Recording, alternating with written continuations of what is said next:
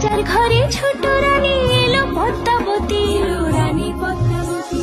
রাজার আরো 6টি রানীর ছিল না সন্তান, পদ্মাবতীর কোলালোতে মিলল সমাধান। বছর যেতে জন্ম নিল 7 ছেলে 1 মেয়ে, হয় খুশির আকাশ হঠাৎ কালো মেঘে গেল ছেয়ে। হিংসেতে যায় জ্বলে পুড়ে বাকি 6টি রানী, যুক্তি করে ঘটায় ওরা 7 কুমারের হানি। সুযোগ মতো 7 ছেলেকে মাটিতে দেয় পুঁতে, বাঁচে একা পারুল, ওরা পায় না তাকে ছুতে। ধাইমা বাজায় সেই মেয়েকে বড় করে তোলে, 7 ভাইকে পায় যে পারুল 7টে চাপা ফুলে।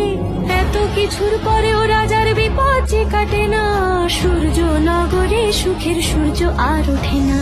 হিংসা বিবাদ বিচ্ছেদ আর প্রেমের কাহিনীতে পারুল বোন কি পারবে 7 ভাই চম্পাকে জাগাতে?